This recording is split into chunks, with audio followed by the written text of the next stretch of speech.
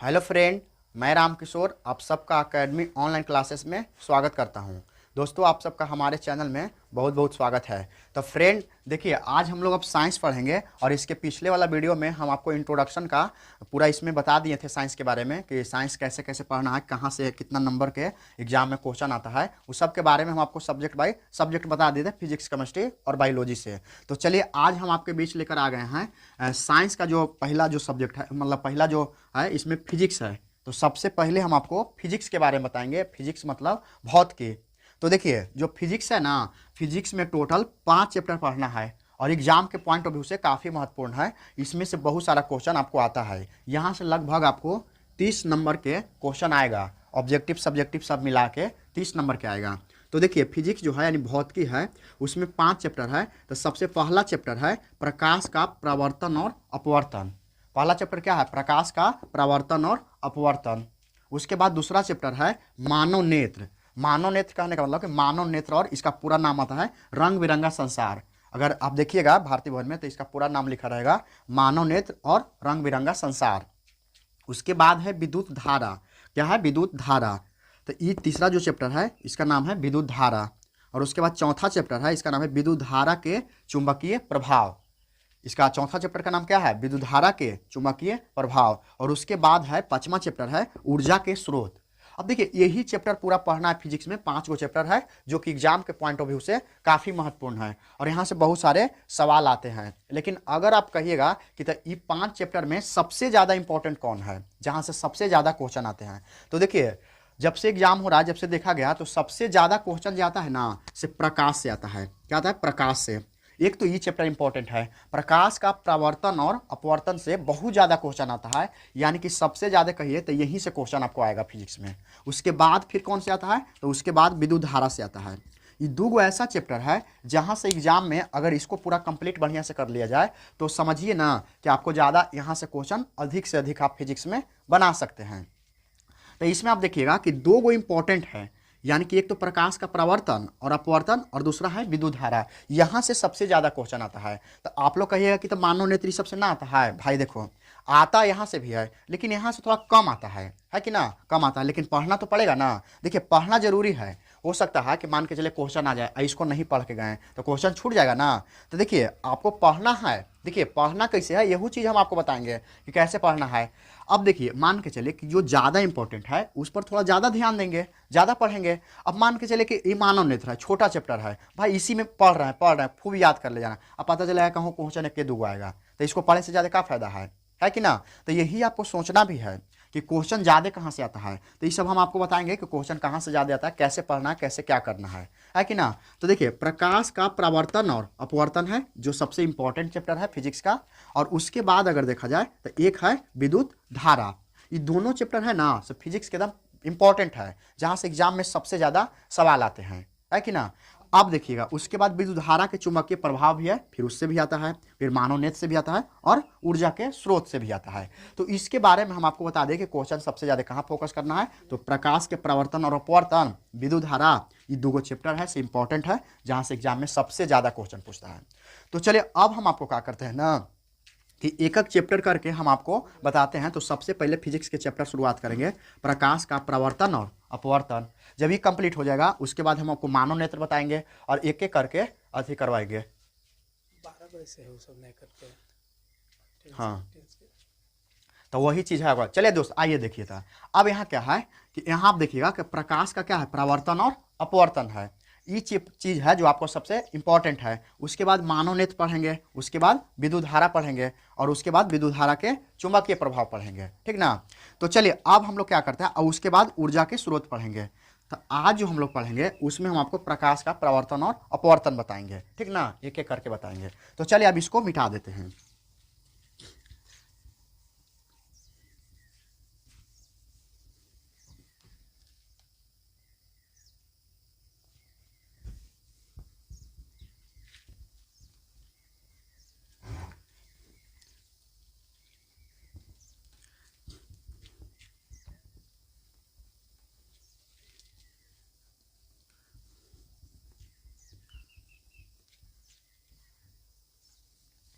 तो चलिए, आइए दोस्तों, देखिए, इसमें क्या है, अब हम लोग के चैप्टर जो फिजिक्स का है वो पहला चैप्टर हेडिंग लगा लेते हैं, क्या है, प्रकाश का परावर्तन और अपवर्तन। प्रकाश का परावर्तन,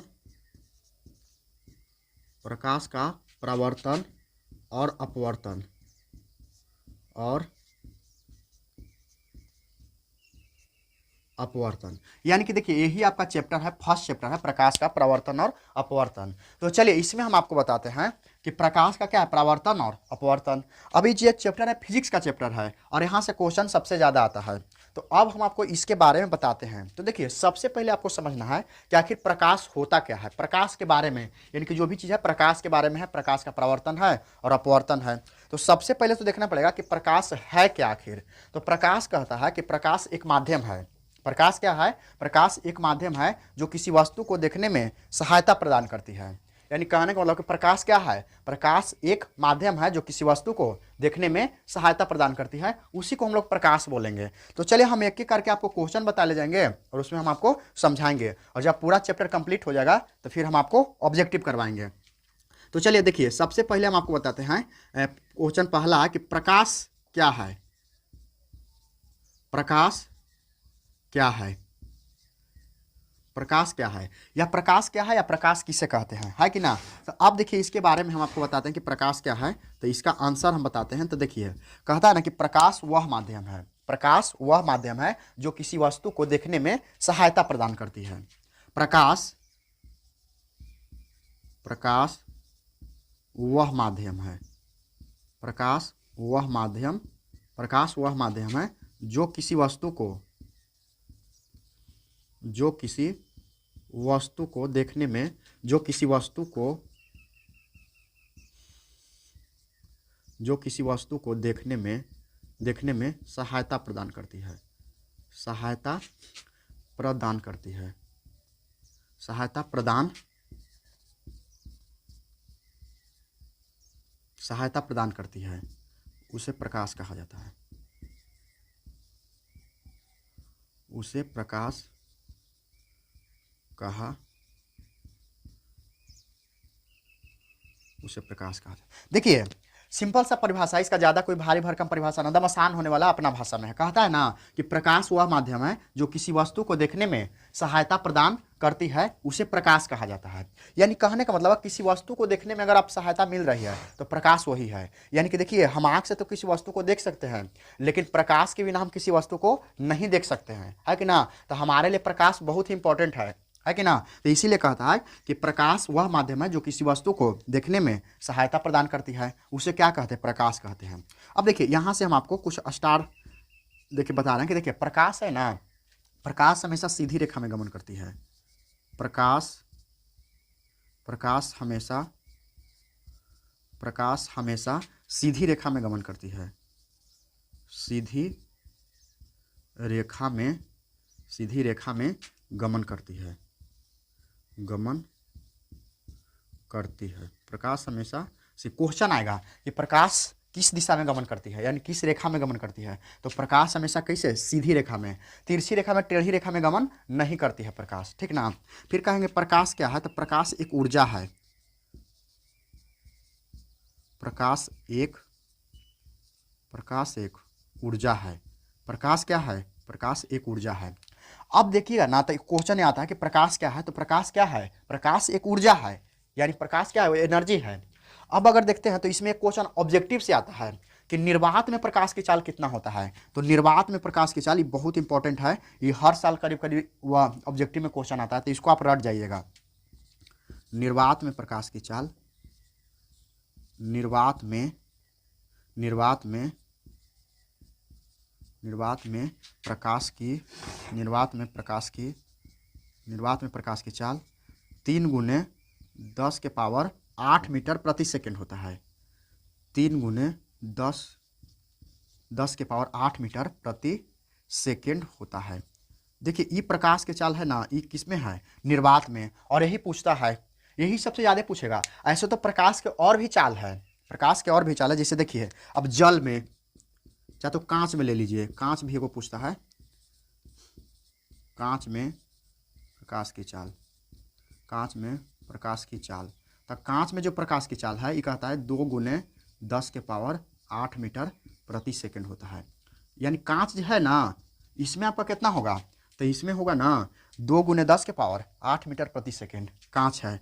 ये आपका चाल है, ये किस में है, तो ये है निर्वात में। ये निर्वात में एक क्वेश्चन और पूछता है जल में। जल में प्रकाश की चाल, जल में प्रकाश की चाल, तो जल में जो प्रकाश की चाल है वो होता है 2.25 गुने 10 के पावर 8 मीटर प्रति सेकंड है, इतना होता है। देखिए ये सब ऑब्जेक्टिव आप अगर इतना ध्यान रखते हैं तो कोई दिक्कत नहीं होगा। तो देखिए हम अभी प्रकाश के बारे में बता रहे हैं कि प्रकाश है क्या, और प्रकाश से संबंधित अगर इतना पॉइंट आप याद रखते हैं तो आपको कोई दिक्कत नहीं होगा, कोई ऑब्जेक्टिव भी नहीं छूटेगा। तो सबसे पहले आएगा कि प्रकाश क्या है, प्रकाश किसे कहते हैं, प्रकाश को परिभाषित करें, प्रकाश जो है ना इसके बारे में बताइए, इसके बारे में लिखिए। तो क्या होगा कि हम बोलेंगे कि प्रकाश वह माध्यम है जो किसी वस्तु को देखने में सहायता प्रदान करती है, उसे प्रकाश कहते हैं या उसे प्रकाश कहा जाता है। प्रकाश हमेशा सीधी रेखा में गमन करती है, प्रकाश हमेशा सीधी रेखा में गमन करती है। प्रकाश एक ऊर्जा है। क्या है प्रकाश, प्रकाश एक ऊर्जा है। निर्वात में प्रकाश की चाल 3 गुने 10 के पावर 8 मीटर प्रति सेकंड होता है। ये तो बहुत इंपॉर्टेंट है, इस पर हम इसको याद कर लेना है, ये बहुत इंपॉर्टेंट है। हर साल एग्जाम में पूछित रहता है कि निर्वात में प्रकाश की चाल कितना होता है, तो 3 गुने 10 के पावर 8 मीटर प्रति सेकंड। उसके बाद कांच में प्रकाश की चाल 2 गुने 10 के पावर 8 मीटर प्रति सेकंड होता है। उसके बाद है जल में प्रकाश की चाल 2.25 गुने 10 के पावर 8 मीटर प्रति सेकंड होता है। तो देखिए इसको भी याद कैसे करेंगे, तो देखिए ये वाला एकदम रट के याद कर लेना है, 3 गुने 10 के पावर 8 मीटर प्रति सेकंड, ठीक ना। अब रहा बात कांच और जल में, तो देखिए जल में आप देखिएगा ना तो उतना साफ आपको नजर ना आएगा, धुंधला नजर आएगा, लेकिन कांच में देखिएगा ना तो एकदम साफ दिखाई पड़ेगा। तो देखिए कांच में कोई पॉइंट नहीं है, कांच में कोई पॉइंट है ना, लेकिन यहाँ देखिएगा ना जल में, तो जल में पॉइंट है। इसका मतलब पॉइंट वाला जो आ जाएगा ना 2.25 तो उसको जल वाला मान लीजिएगा। ऑप्शन अगर आएगा मान के चलिए ना कि जल में प्रकाश की चाल कितना होता है, तो पॉइंट वाला जो मिल जाएगा ना उसको मार दीजिएगा। लेकिन अगर सब पॉइंट वाला रहेगा तो फिर आपको कन्फर्म याद करना पड़ेगा। क्या है, कन्फर्म याद करना पड़ेगा, और कन्फर्म याद ना रहेगा तो फिर आपका गलती होने के चांस ज़्यादा रहेगा। तो ठीक है दोस्त, तो इसका आप क्या करिए ना कि स्क्रीनशॉट आप इसको ले लीजिए। तो चलिए दोस्त, आशा करता हूं कि आप स्क्रीनशॉट इसको ले लिए होंगे। अब हम आपको बताते हैं आगे। देखिए प्रकाश के बारे में इतना चीज़ अगर आप ध्यान रखते हैं तो शायद आपसे क्वेश्चन नहीं छूटेगा। अब देखिए अब हम आपको बताते हैं प्रकाश का परावर्तन के बारे में। क्या बताते हैं, प्रकाश का परावर्तन, कि आखिर प्रकाश का परावर्तन क्या होता है उसके बारे में बताते हैं।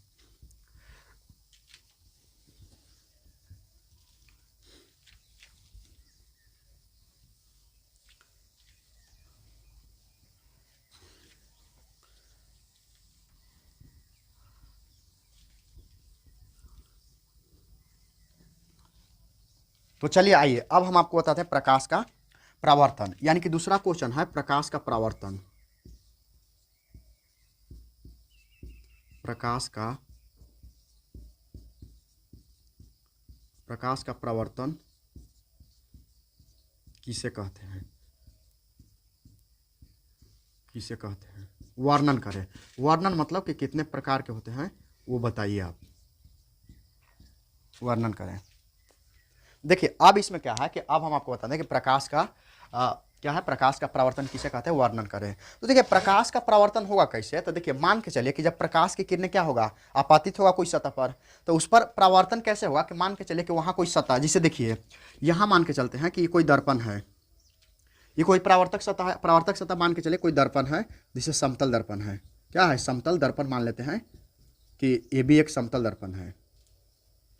अगर ए भी एक समतल दर्पण है तो प्रकाश का इस पर परावर्तन होगा। कैसे, कि जब मान के चलिए प्रकाश की किरण इस पर आएगा, आपतित होगा, तो जब आपतित होगा तो कहता है कि प्रकाश इस पर परावर्तित हो जाती है। तो मान के चलिए कि आने वाला किरण आ रहा है इसे, तो ये परावर्तन होकर इसे चला जाएगा, लौट जाएगा ये।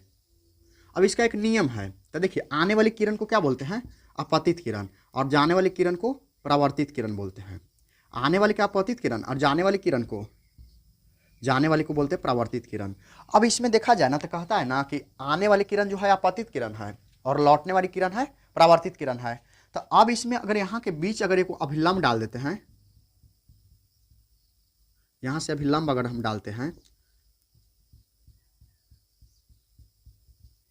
देखिए अगर अभिलंब डालते हैं तो इसके बीच में कुछ कोण बन रहा है, इसके बीच में कुछ कोण बन रहा है और यहाँ भी एक कोण बन रहा है कि ना, दो कोण बन रहा है। तो कहता है ना कि आने वाली किरण को आपतित किरण और लौटने वाली किरण को परावर्तित किरण। तो आपतित किरण और परावर्तित किरण के बीच यानी कि आपतित किरण और अभिलंब के बीच जो कोण बनता है उसको हम लोग कौन बोलते हैं, आई बोलते हैं। और जो लौटने वाली किरण यानी कि जाने वाली किरण और अभिलंब के बीच यानी परावर्तित किरण और अभिलंब के बीच जो कोण बनता है उसको हम लोग बोलते हैं कोण आर। इसीलिए कहता है ना कि इसको बोलते हैं आपतन कोण और इसको बोलते हैं परावर्तन कोण। तो आपतन कोण को आई से सूचित किया जाता है और परावर्तन कोण को आर से सूचित किया जाता है। तो ये जो है ना आपतन कोण का मान परावर्तन कोण के मान के बराबर होता है। तो क्वेश्चन आता है कि आपतन कोण का मान किसके बराबर होता है, तो आपतन कोण का मान परावर्तन कोण के मान के बराबर होता है। क्योंकि आपतन कोण जितना रहेगा ना उतना ही होगा परावर्तन कोण। अगर आपतन कोण 60 डिग्री है तो परावर्तन कोण भी कितना होगा, 60 डिग्री होगा। तो यहाँ से क्वेश्चन ऑब्जेक्टिव में आ जाता है, तो इसको आप ध्यान रखिएगा। तो आप देखिए क्या प्रकाश का परावर्तन किसे कहते हैं, वर्णन करें। तो देखिए प्रकाश का परावर्तन कर रहा है कि जब मान के चलिए कि वह चिकनी और चमकीली सतह जिस पर प्रकाश की किरणें आपतित होती है तथा प्रकाश का अधिकांश भाग उसी माध्यम में वापस लौट जाती है, इस घटना को प्रकाश का क्या बोलते हैं, प्रकाश का परावर्तन बोलते हैं। तो चलिए आइए हम आपको बताते हैं प्रकाश का परावर्तन। प्रकाश का जो परावर्तन है ना, कहता है वह चिकनी और चमकीली सतह जिस पर प्रकाश की किरणें आपतित होती है, वह चिकनी और चमकीली सतह, वह चिकनी और चमकीली सतह जिस पर प्रकाश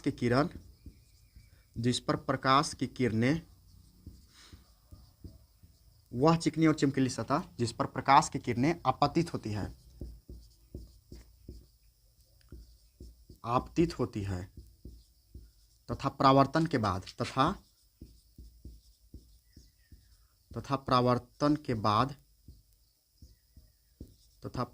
के बाद उसी माध्यम में प्रकाश का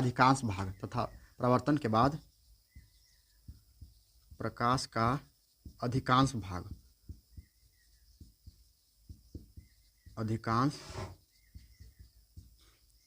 अधिकांश भाग उसी माध्यम में वापस लौट जाती है, उसी माध्यम में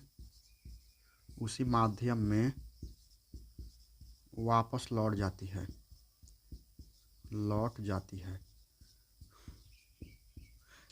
इस घटना को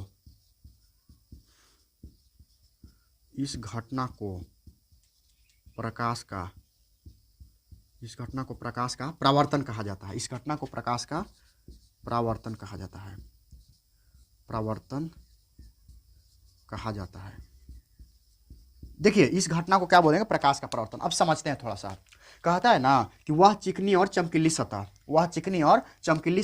जिस पर प्रकाश की किरणें आपतित होती है तथा परावर्तन के बाद प्रकाश का अधिकांश भाग उसी माध्यम में वापस लौट जाती है, इस घटना को प्रकाश का परावर्तन कहा जाता है। भाई यही प्रकाश का परावर्तन है। अब देखिए इसको समझते हैं डायग्राम से कि मान के चले कि क्या है, कोई मान के चले कि आपतित किरण है और यहाँ क्या है, परावर्तक सतह है। यहाँ क्या नीचे एक परावर्तक सतह है, तो परावर्तक सतह है, तो जब प्रकाश की किरण क्या होगा, आएगा यानी कि आपतित होगा। तो जब प्रकाश की किरणें इस पर आपतित हुआ तो कहता है ना कि प्रकाश का अधिकांश भाग परावर्तन के बाद, यानी परावर्तन मतलब लौटना, तो लौटता है ना, तो कहता है कि प्रकाश का अधिकांश भाग उसी माध्यम में वापस लौट जाती है, यानी कि ऊपर से आया और ऊपर ही चला जाएगा। तो ना हुआ कि जिस माध्यम में आया उसी माध्यम में क्या हो गया, लौट गया। तो इस जो घटना घटा ना, ये जो घटना हुआ, इसी को हम लोग क्या बोलेंगे, प्रकाश का परावर्तन बोलेंगे। यानी कहने का मतलब है कि जब प्रकाश की किरणें किसी चिकनी और चमकीली सतह पर आपतित होती है, यानी कि वह चिकनी और चमकीली सतह जिस पर प्रकाश की किरणें आपतित होती है तथा परावर्तन के बाद प्रकाश का अधिकांश भाग उसी माध्यम में वापस लौट जाती है, इस घटना को क्या कहेंगे, प्रकाश का परावर्तन कहेंगे। तो ये पूरा डायग्राम हम आपको बता दिए, यहाँ से आपको समझना है कि ना। अब देखिए, अब इसमें कहा था कि तो प्रकाश के परावर्तन है, तो कहता है ना कि प्रकाश के परावर्तन के कितने नियम है। क्वेश्चन आता है ऑब्जेक्टिव में कि प्रकाश के परावर्तन के कितने नियम है। तो प्रकाश के परावर्तन के 2 नियम है। देखिए प्रकाश के परावर्तन के 2 नियम है, तो यहां हम आपको लिखते हैं प्रकाश के परावर्तन के 2 नियम है। प्रकाश के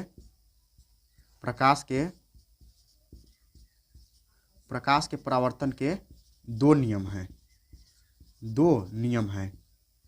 प्रकाश के परावर्तन के दो नियम हैं। देखिए जो प्रकाश का परावर्तन है ना उसका दो नियम है और ये दोनों नियम बहुत फेमस है। तो देखिए दो नियम क्या है कि पहला नियम जो है ना आपतन कोण, यानी कि आपतन कोण को कौन आई से सूचित करते हैं। तो आपतन कोण का मान परावर्तन कोण के मान के बराबर होता है। यानी कि कोण आई बराबर क्या होगा, कोण आर हो जाएगा। और कोण आई बराबर अगर कोण आर है तो इसका मतलब आपतन कोण का मान क्या है, परावर्तन कोण के मान के बराबर है। यानी कि जितना डिग्री से आपतन कोण आएगा उतना ही डिग्री से उसका परावर्तन कोण बनेगा। यानी कि जितना डिग्री आपतित होगा उतना ही से वो लौट के चला जाएगा। तो दो नियम है। तो देखिए कौन कौन नियम है। तो यहां से अगर देखिएगा तो पहला नियम हम उसको लिखते हैं, कहता है कि आपतन कोण का मान, आपतन कोण का मान, आपतन कोण का मान परावर्तन कोण के मान के बराबर होता है। आपतन कोण का मान परावर्तन कोण, आपतन कोण का मान परावर्तन, आपतन कोण का मान परावर्तन कोण के मान का बराबर होता है, मान का बराबर होता है, बराबर होता है। यानी कहने का मतलब कि आपतन कोण और परावर्तन कोण क्या होता है, आपस में बराबर होता है। आपतन कोण का मान परावर्तन कोण के मान के बराबर होता है, क्योंकि यहाँ होता है जानते हैं क्या, कोण आई और बराबर क्या होता है, कोण आर होता है। तो यही आपतन कोण बराबर क्या होता है, परावर्तन कोण। अब एक चीज और देखिएगा, इसका दूसरा नियम है, ये लिखना पड़ता है, कहता है ना कि प्रकाश के परावर्तन के कितने नियम हैं, या दोनों नियमों को लिखे तो ये आपको लिखना पड़ेगा। और लिखने के बाद कोण आई बराबर कोण आई लिख देना है। इतना अगर लिख देगा तो आपको नंबर पूरा मिल जाएगा। फिर कहता है ना कि देखिए अगर आप देखिएगा तो यह है आपतित किरण, आने वाली किरण को आपतित किरण। तो आपतित किरण, परावर्तित किरण और ये जो अभी लंब डाला गया है ना, सभी क्या है, एक ही बिंदु पर है, यानी कि एक ही तल में है, एक ही तल में है। इसीलिए कहता है कि आपतित किरण। तो देखिए दूसरा जो नियम है आपतित किरण, आपतित किरण, आपतित किरण कौमा परावर्तित किरण, परावर्तित किरण, आपतित किरण, परावर्तित किरण, परावर्तित, आपतित किरण, परावर्तित किरण तथा आपतन बिंदु, तथा आपतन, तथा आपतन बिंदु पर डाला गया लंब, सभी डाला गया लंब सभी एक ही तल में होता है। डाला गया लंब सभी एक ही तल में होता है,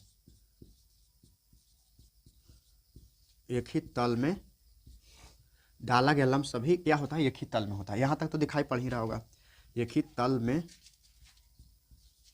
एक ही तल में, एक ही तल में होता है। यानी कहने का मतलब है, इतना तक आ रहा है ना, कोई दिक्कत ना, चले ठीक है। यानी कि आपतित किरण, परावर्तित किरण तथा आपतन बिंदु पर डाला गया लंब सभी एक ही तल में होता है। इसका मतलब देखिए ये जो आपतित किरण है ना, आपतित किरण भी आके कहाँ मिल रहा है, यहाँ पे मिल रहा है। अच्छा परावर्तित किरण जो हो रहा है वो आके कहाँ पे मिल रहा है, यहाँ पे। और ये जो लंब डाला गया है इसको भी आके कहाँ मिल रहा है, एक के तल में मिल रहा है। तो यही से कहता है कि आपतित किरण कौमा परावर्तित किरण तथा आपतन बिंदु पर डाला गया लंब सभी एक ही तल में होता है।